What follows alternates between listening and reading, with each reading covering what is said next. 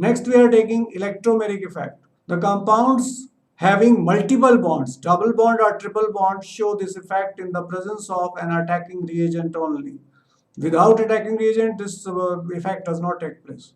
It is defined as the complete transfer of a shared pair of pi electrons to one of the atoms joined by multiple bonds on the demand of an attacking reagent. Let's understand with the help of example. There are two types of electromeric effect. First one is called positive electromeric effect or plus E effect.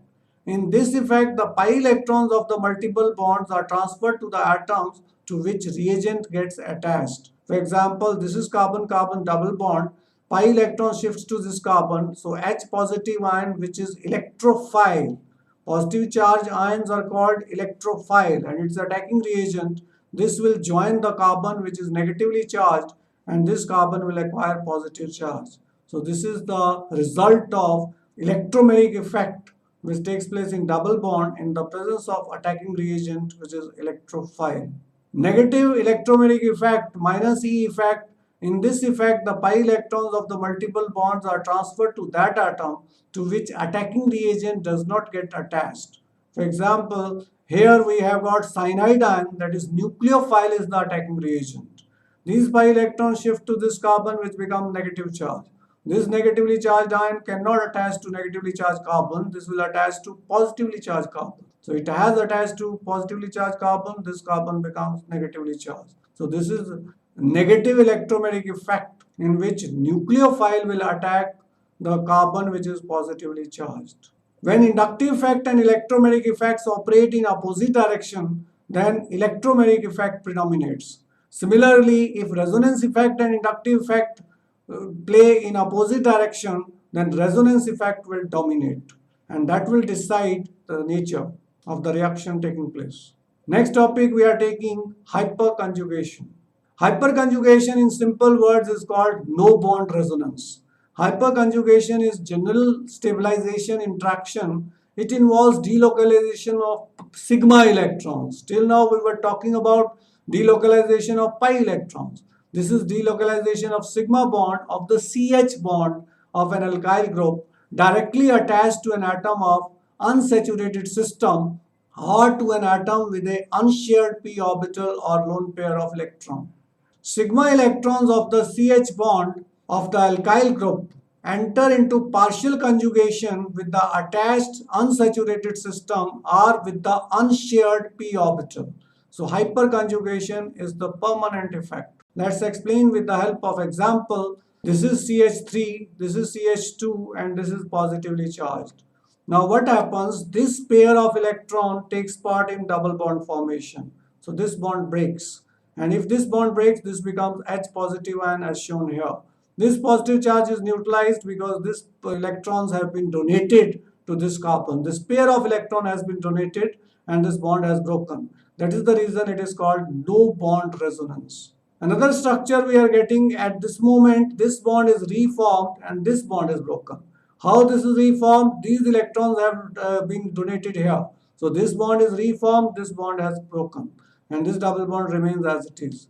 Ultimately this bond breaks and electrons have been given to this place so that CH bond is formed again and we get this double bond remains as it is, this CH2 remains as it is. So here we have got three hyperconjugative structure which stabilize ethyl carbocation. Similarly, tertiary butyl carbocation is most stable because here 9 hyperconjugative structures are possible. 3 due to this, 3 due to this and 3 due to this. Isopropyl carbocation is less stable than tertiary butyl, but here 6 hyperconjugative structures are possible because there are 6 CH bonds. Here we have just taken ethyl carbocation, 3 hyperconjugative structures are possible. And methyl carbocation is least stable because no hyperconjugative structures are possible. Hyperconjugation is also possible in alkenes and alkyl arenes, that is aromatic hydrocarbons or alkyl benzene. Here we are taking more examples. This compound is CH3, CH, CH2. We are taking now hyperconjugative structures in alkene. This compound is propene. Now here this bond breaks. When this bond breaks, it results in the formation of double bond here. And these pi electrons will shift to this carbon and it will become negative charge, and this is the structure which we get. Now this bond breaks by giving electrons here, so this bond will be reformed and here we get H positive ion. And this will be continued, this bond breaks and this bond is reformed, we get H positive ion here. This part of the molecule remains as it is. So these are hyperconjugative structures of propene, and these three CH bonds are forming hyperconjugative structures and leading to stability of propene. Now we are taking this question, explain why tertiary carbocation is more stable than ethyl carbocation and CH3 positive is least stable cation. As I have already explained that hyperconjugation interaction in tertiary butyl carbocation is greater than ethyl carbocation, because here we have CH3 thrice C carbon has 9 CH bonds, so 9 hyperconjugative structures, more stability. In CH3 positive ion, vacant p orbital is perpendicular to the plane in which CH bond lie, hence cannot overlap with it. Therefore, CH3 positive lacks hyperconjugative stability. Ethyl carbocation, we have already discussed, there are 3 hyperconjugative structure. Therefore, it is more stable than methyl carbocation but less stable than tertiary butyl carbocation. Now we are taking types of organic reactions. There are 4 types of organic reactions which we are going to discuss just now. First one, we are taking substitution reactions. Here we have ethyl bromide, it is reacting with hydrogen sulfide ion and it results in the formation of ethyl thioalcohol plus bromide ion is formed. This reaction is substitution reaction because Br negative is being replaced by SH negative or HS negative. SH negative because the bond will be formed through sulfur. Sulfur is divalent, hydrogen is monovalent, so bond will be formed through sulfur. This is called nucleophilic substitution reaction because one nucleophile is replacing another nucleophile. HS negative is a nucleophile, Br negative is a nucleophile. So HS negative nucleophile is replacing Br negative, so we call it nucleophilic substitution reactions. Next, we are taking addition reactions. Those reactions in which a compound is added across double or triple bond, it is called addition reaction. So here what happens, Cl negative is linked to this carbon and hydrogen is linked to this carbon and we get saturated compounds. This is an example of addition reactions. So here a molecule is added to double bond and we get a compound which has got single bond.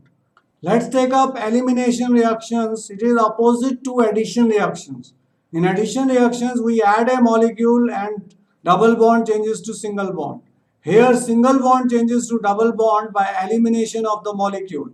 In this reaction, HBr will be eliminated. Br from air and H from air, and it will result in the formation of double bond.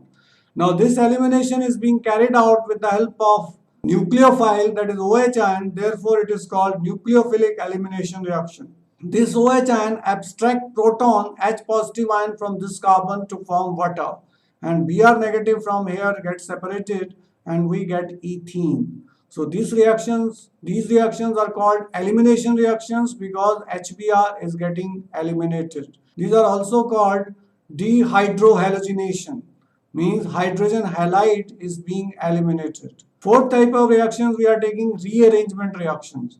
Here one compound on heating gives new compound by rearrangement of atoms. For example, ammonium cyanate when heated, it results in the formation of urea. So this is only rearrangement is taking place.